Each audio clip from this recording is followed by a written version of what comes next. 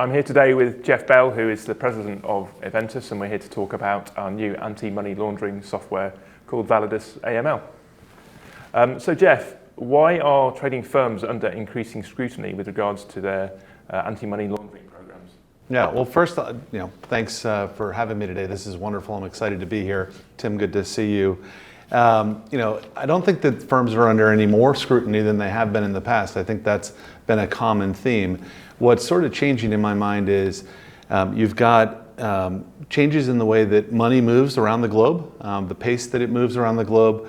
You've got a much greater increase in payment systems and microtransactions and other things which basically cause more ingress and egress points for firms, and they become areas of vulnerability when it comes to money laundering in general.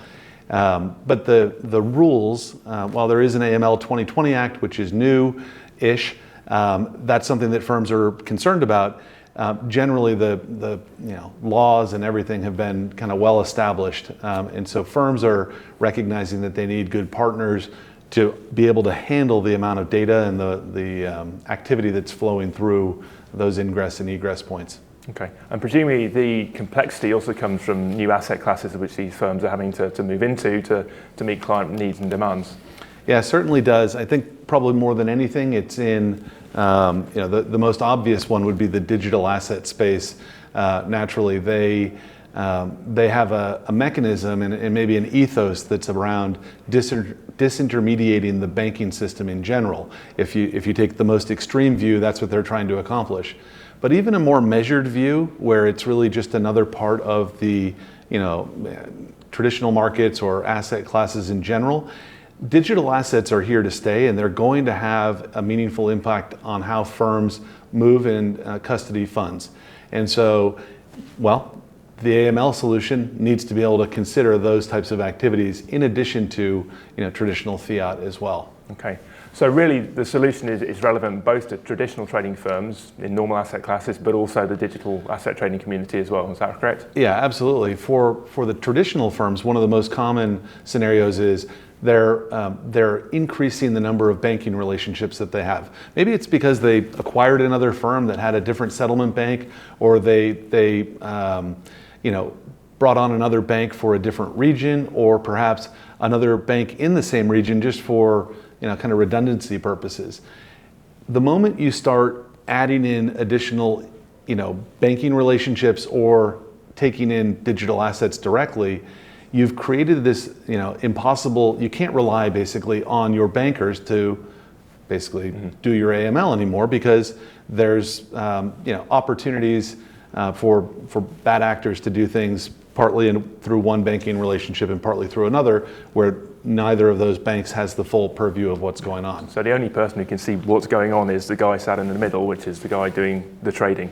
Yeah, that's exactly right. So it's and firms are really thinking about it. And in part, they're thinking about it. If you look back to I guess earlier last year, I guess we're in 2023 now.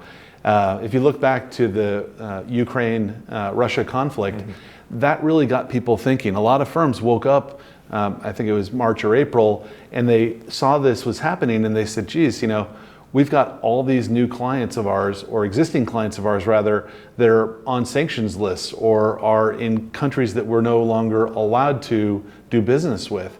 And it creates this really difficult environment.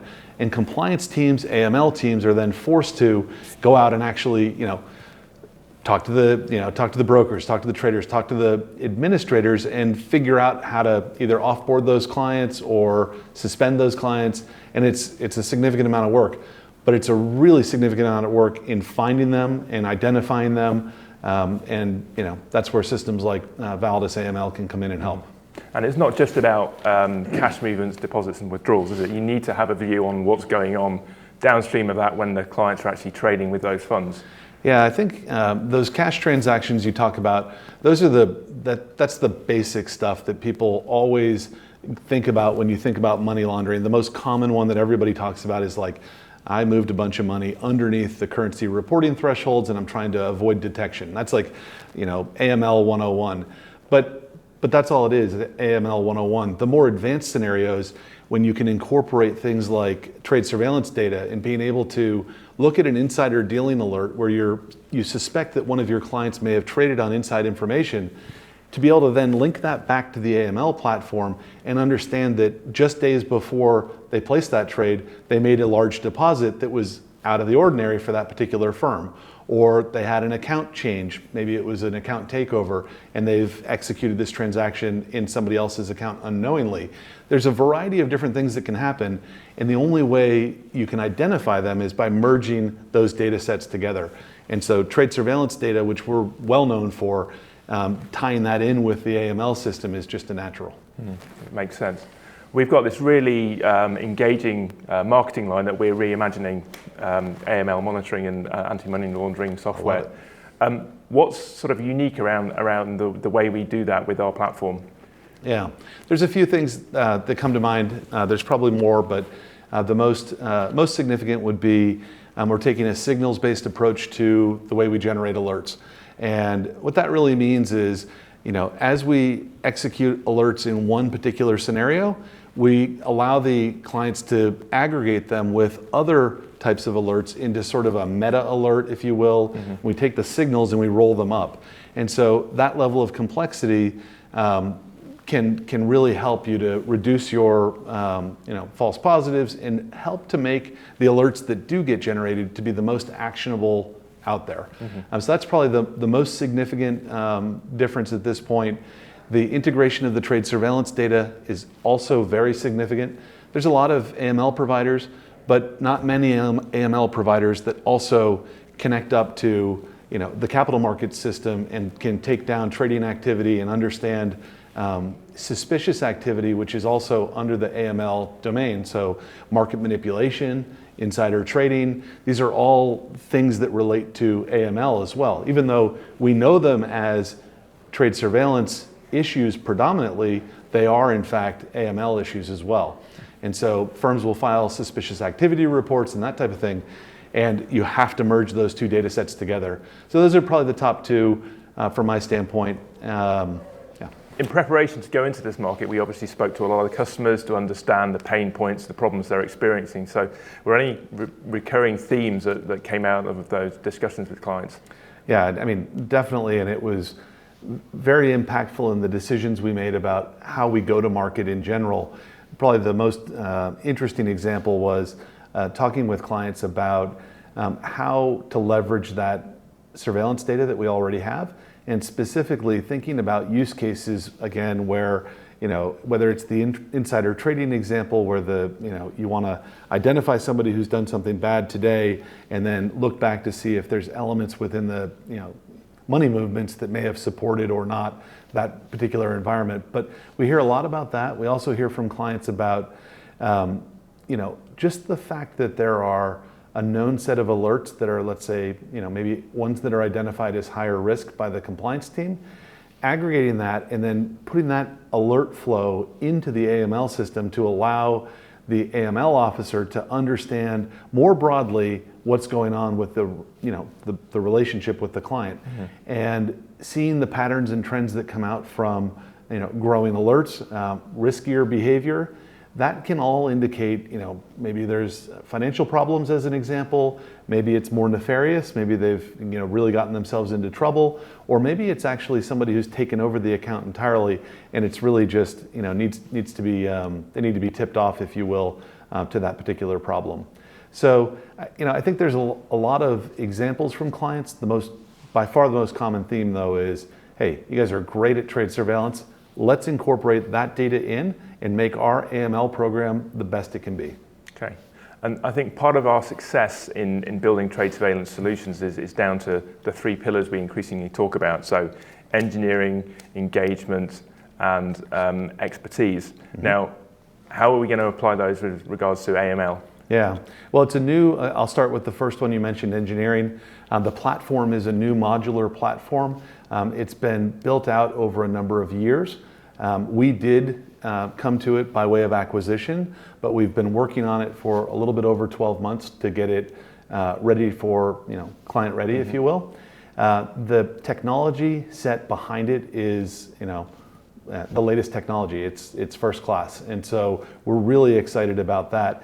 the engineering team that we have today at Eventus understands that technology stack and knows already how to build on top of it. Mm-hmm. And so I think we're really well positioned for the engineering side of things. From an expertise perspective, no doubt, Eventus is known for its regulatory affairs team, its expertise throughout the ranks of the organization. We hire, people from industry, people from outside of the industry. We get a great diverse view.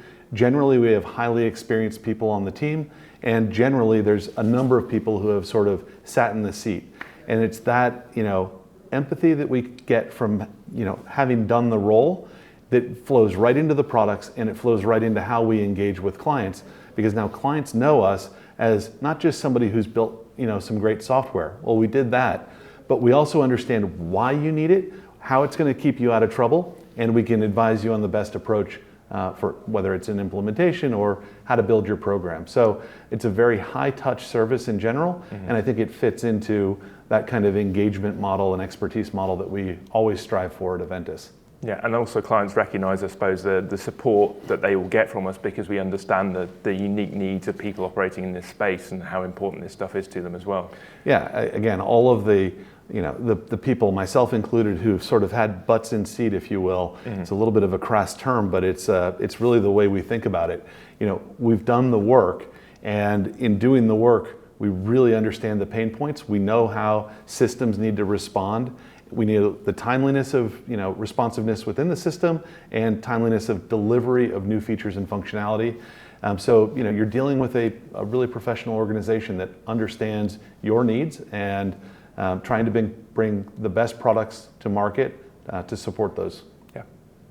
So this has been really useful and really great for me to learn more about this. Is there anything else we should be considering when we're talking to clients about the new services we're offering?